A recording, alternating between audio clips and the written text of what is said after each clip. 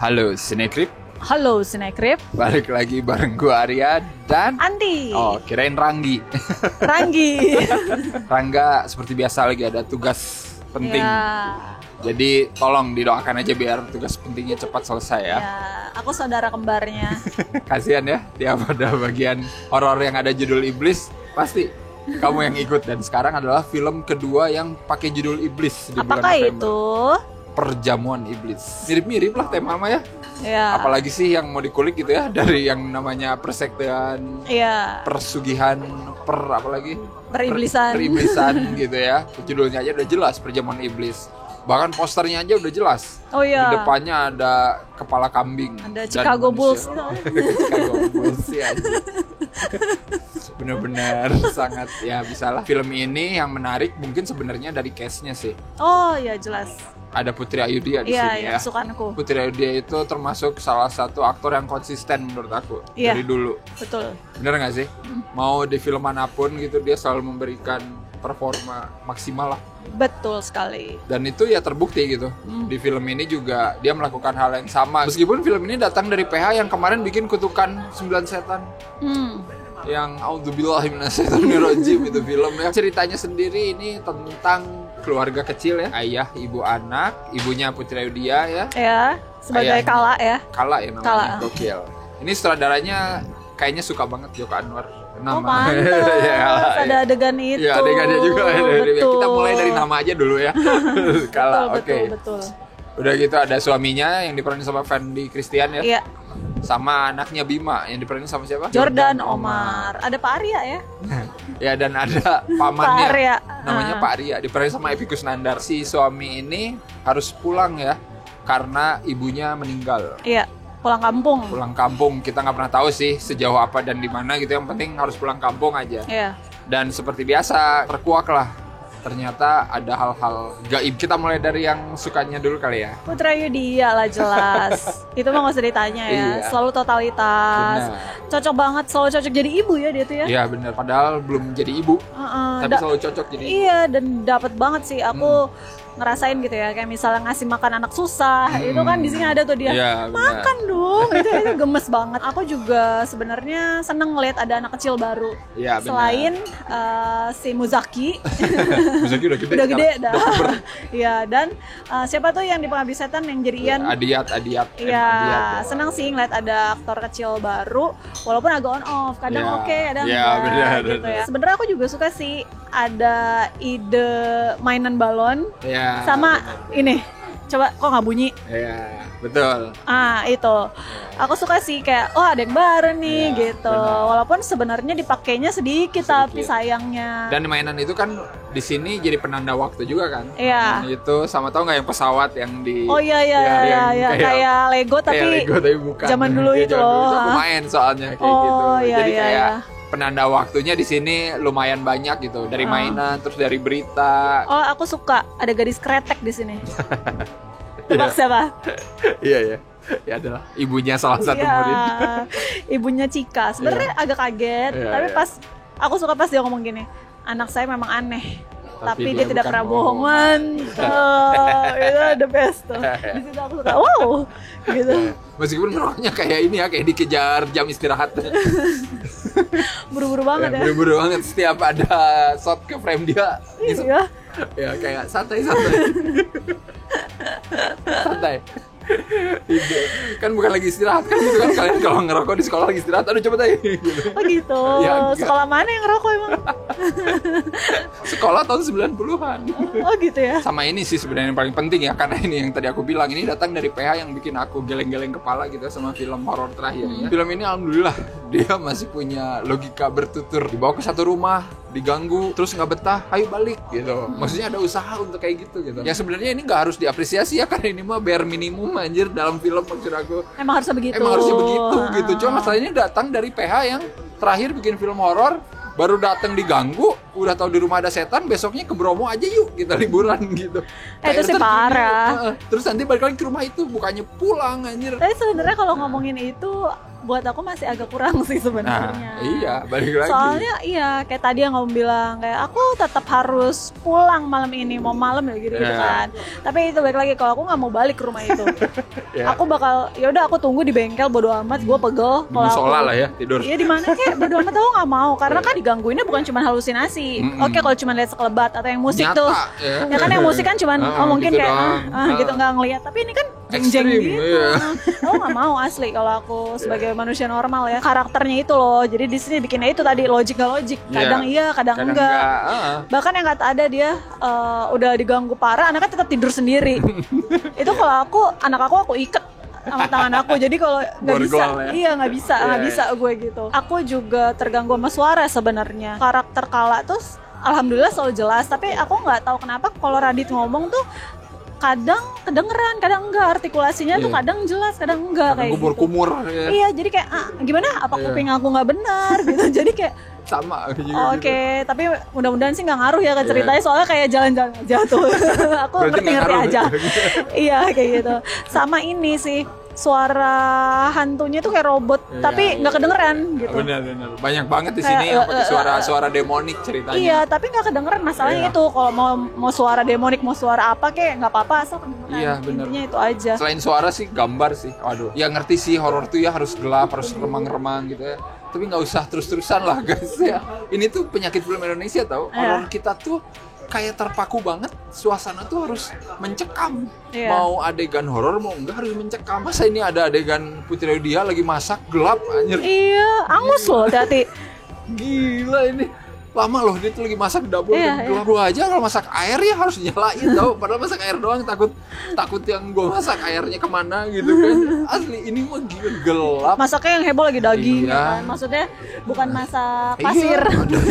Ada yang dicobain dulu kan gini. Gila, nyobain apa gua kalau gelap. Bahkan ada waktu adegan dia abis diganggu abis-abisan gitu, yang suaminya bilang mau pulang jam 7 tapi jamnya udah jam 8. Itu tuh dia duduk sendirian di meja makan tapi gelap. Kenapa? Mati lampu pemadaman atau gimana? Tapi pas suaminya datang lampunya nyala. Itu kayak oke, ada lampu ternyata. Terus ngomongin cerita ya, aku tuh ngerasa kayak terlalu numpuk di belakang gitu penjelasannya. Selalu always film Indonesia kayak gitu pasti. Oh, jadi ternyata dia bohong selama ini sama istri tentang istri lamanya. Langsung kayak dicekokin banyak gitu langsung. Oh, ternyata ini ada foto zaman dulu gini. Banyak lagi, nggak cuma lewat itu, lewat mimpi juga dicekokin. Iya, terus mimpi di sana. Iya. Tuh, di sana tuh, cari. Oke, terus siap. tiba-tiba buka buku daging manusia, langsung flashback lagi kayak oh jadi dia dagingnya tuh adalah daging manusia yang dulu, masaknya gini. Cerita tentang suaminya bohong, flashback lagi. Oh, jadi suaminya lagi ketawa-tawa di bawah kayak gitu loh. Jadi kayak ini kenapa di akhir gini banget gitu. Jadi capek terakhir tuh nggak? Iya. Aku tuh kayak terakhirnya sampai makanya pas keluar bioskop kan aku kata kamu kenapa bengong? Aku tuh asli cerita gini.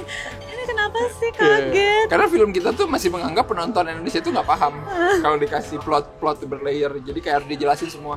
Iya. Harus disuapin penonton kita tuh gitu. Emang sih itu tuh jadi kayak turn off sih kalau kata aku. Dan yang paling fatal sih emang soal jam 12 malam itu si bangsat anjir, emang bener-bener dah. Jadi konteksnya itu ya, nanti ritual ini tuh pokoknya harus selesai sebelum anaknya si Putri Lydia dan si suaminya ini harus di pas usia 8 tahun. 8 tahun. Tidak kurang tidak lebih. Gua paham sih. Meskipun gue nggak ngerti ini sekte apa ya, ngikutin perhitungan kalender Masehi atau gimana gitu ya. Iya kan? Iya. Tiap perhitungan kalender beda-beda. Umur 8 tahun di jam 12 itu umur 8 tahun siapa gitu ya, kan. Dan kan kalau misalnya dia bilang tidak kurang tidak lebih, kita nggak tahu lah anak itu lahirnya jam 8 pagi. Masa kalau emang nggak boleh lebih berarti ya udah. Sore juga udah nggak boleh dong gitu nggak sih? Berhasil sebenarnya dia ngambil anaknya gitu ya. Sebenarnya udah nggak ada hambatan apa-apa gitu. Iya. Putri Lydia diketok kan, pingsan, bangun hanya untuk diajak makan. Mending diajak makan. Iya. Ngeliatin dia makan. Iya, ngeliatin dia makan. Hanya untuk ngasih speech ala villain gitu loh, yang kayak nggak penting gitu, yang pokoknya gue jahat gitu, lu kalah, yang kayak gitu. Padahal dia tahu kan nggak boleh lebih dari jam 12 malam. Tiba-tiba jam 12 ya waktunya habis. Hah? Gimana? Oh, jadi ini tuh harus beres sebelum jam 12. Kalau emang harus jam 12, kenapa sih lo harus mepet-mepet ngerjainnya? Kalau lo melakukan ritual yang penting buat hidup lo, dan lo sudah melakukan dari zaman dulu, harusnya lo tahu lah, udah bisa memanage waktu gitu. Oke, kalau kayak home foreign kan harus jam 4 pagi. Iya, ritual selalu jam segitu. Gitu. Ini tuh kita nggak tahu tiba-tiba Lah waktunya habis. Terus dia ngomong masih ada waktu gitu. Dia ngomong gitu gak sih? Iya. Ngerti sih aku yang namanya sekte dan lain-lain itu harus ada rules-nya jelas. Di sini emang disebutin rules-nya, tapi makin dia nyebutin rules makin banyak yang kita pertanyakan gitu. Oh mungkin kamu belum baca buku Stabilo Merah. Kamu harus baca dong, itu jelas banget loh. Jadi buku aslinya tuh ada tulisan kecil-kecil dan gambar-gambar. Tapi jadi kita nggak bisa baca ke situ karena di depannya ada tulisannya Spidol merah besar-besar. Tata cara. Itu kayak kesimpulan setiap halaman loh. Jadi Putra Yudia, kamu nggak usah capek-capek. Waktu cuma sedikit nih, anak kamu lagi diburu pergi. Jadi ya udah kamu baca kesimpulannya. Baca kesimpulannya. Harus memakan daging bangsanya sendiri gede. Tidak kurang tidak lebih dari 8 tahun. Gede, tulisannya tuh gede nimpa tulisan-tulisan kecil. Itu aku yakin itu sebenarnya buku bekas anggota sekte yang dulu yang malas baca semua sampai habis. Jadi dia mikir, udah gue rangkum aja gitu. Itu epic sih buku terus itu. Nanti nih kalau ada yang mau lanjutin nih, lu tinggal baca aja. Iya, rangkumannya. Bangsat. Aku ngerti sih, maksudnya ini tuh template yang pasti selalu ada, tapi kemasannya itu tolonglah anjir jangan konyol gini gitu ya. Ngelihat referensinya kayak Evil Dead juga kan, lihat bukunya Evil Dead. Nggak pernah anjir ada tulisan dirangkum ini harus dipotong tangannya, enggak kan. Gambar aja gitu, kayak gambar-gambar aneh, tapi ada gerakannya gitu. Gambarnya tuh kayak menuju ke satu ritual gitu kan. Maksudnya biar penonton yang berimajinasi, ini mah kayak didiktein anjir. Makanya itu kaget sih. Tiap tanggal 2 Agustus. Nah itu pertanyaan sampai sekarang. Mas kemana? Ya Mas kan harus ngelayat mantan istrinya gitu kan, selalu bawa bunga. Tiap tahun loh itu. Iya, tapi sebenarnya kemana coba? Kayaknya gathering sesama anggota, ya kan, ramah tamah. Udah setahun kita gimana perkembangan sekte kita. Ada yang masih hidup nggak? Ya, gitu. masih pada hidup abadi, masih umur aman gitu kali ya. Sumpah itu aku pengen tahu sih tanggal 2 Agustus itu. Iya, maksudnya makin dia bikin rules itu tuh aku makin bingung gitu. Adegan dengan editing cut-nya itu agak mengganggu sebenarnya, mengganggu mood.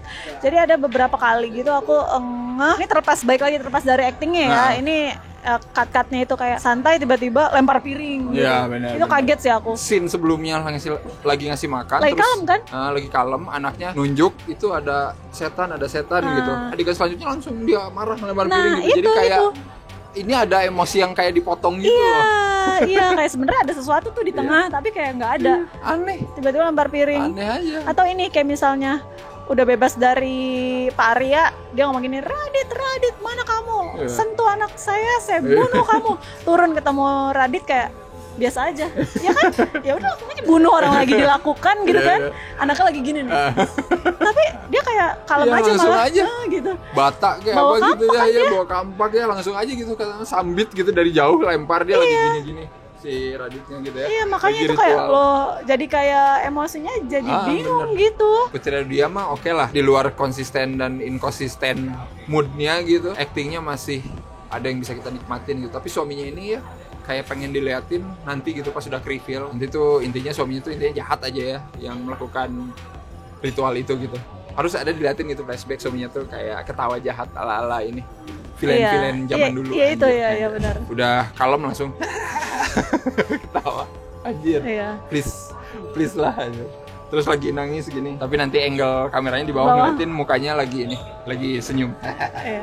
Terus yang nutup pintu mukanya datar sedih gitu. Pas ketutup pintu yang ketutup langsung Grinch gitu. Oh my god. Please lah, bisa nggak biasa aja asli. Maksudnya tuh bukan bisa nggak wajar aja gitu maksudnya. Ya setidaknya film Perjamuan Iblis ini sedikit lebih baik dari Kultus Iblis. Kalau mau kita bandingin film dengan tema iblis ya. Iya, ini karena ada Putra Yudia lah. Iya. Itu faktor besar. Itu faktor besar. Sisanya sih masih inkonsisten sih.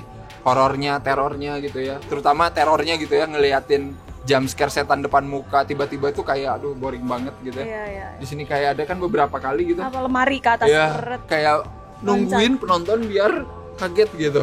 Karena langsung diliatin teleport setannya tuh. Iya, teleport. Jebret gitu di depan muka. Kayak kurang kreatif aja, maksud aku kayak udah nggak ampuh ya buat aku, nggak tahu nih. Buat kalian mungkin masih ampuh. Nonton aja langsung ya, masih ada di bioskop. Masih bersaing ketat dengan horor-horor minggu kemarin yang belum hilang. Iya. Jadi siap-siap aja nih Minggu depan masih ada lagi guys horor baru. Jadi Apa? hati-hati aja. Rumah Iblis. Iblis manakah yang jadi juara? Iya benar-benar. Kalau dari kultus sama perjamuan sih menang perjamuan kalau buat ini masih aku. menang perjamuan ya. Iya. Untuk saat ini klasemen sementara perjamuan. Kelas sementara. Kultus masih paling bawah ya. Iya. Kita lihat nanti Rumah Iblis. Ya ampun, apakah aku lagi? Janganlah, tolong. Ya udah kita kasih skor dulu berapa nih? Aku 5. Mantap. Kiss, bye. Kiss, bye. Asik. Ya. Itu 5 semuanya untuk Putri Ayu dia. Aku suka banget pas dia nusuk Bibi sambil ngomong setan. Ada dari dia ngomong itu mantep banget. Iya. Aku suka banget pas dia ngomong bener. setan. Setannya tuh dapat Iya. dibandingkan Radit ngomong anjing. 5 juga deh. Aku masih hargain PH ini masih mau nerima cerita yang ada logikanya gitu di awal. Literally 20-30 menit pertama tuh film ini masih mendingan menurut aku. Asli. Iya. Setengah jam awal Ini itu semua gara-gara buku. manual begitu keluar, wah udah makin aja anjir. Kemarin lihat Home Foreign bukunya kosong ya. Iya. Ini penuh banget bukunya. Penuh. Orang yang pokoknya nemu buku itu harus tahu, harus baca itu. Penuh banget harus ini. Harus penuh asli. Biar jelas, biar lu tuh nggak salah melakukan ritual. Masih salah aja, masih lewat jam 12 malam bangsat. Anda ini sudah jadi anggota sekte berapa puluh tahun kok masih bego sih asli. Silakan buktikan sendiri aja lah dengan datang ke bioskop dan komen ya menurut kalian gimana film ini. Dan please tolong kasih tahu 2 Agustus Radit kemana. Ada apa di 2 Agustus ya? Tolong. Apakah ada hari pendaftaran anggota sekte baru gitu ya? Jadi dia harus datang sebagai ketua komite ya. Presentasi ya, kali presentasi. mungkin. Kamu kalau masuk sekte ini bisa hidup abadi asal makan daging manusia. Dan ya udah seperti biasa jangan lupa untuk like, share, subscribe, follow ya. Media sosialnya juga ada ya semua. Dan kalian jangan lupa ikut membership Cinecrip ya. Betul. Silakan join. Terima kasih banget buat yang udah join sampai bulan ini gitu ya. Ini udah bulan kedua, terutama untuk member Bestie dan La Familia ya, yang namanya ada di sini semua. Sampai ketemu lagi di episode-episode selanjutnya. Bye bye. Kiss. Bye.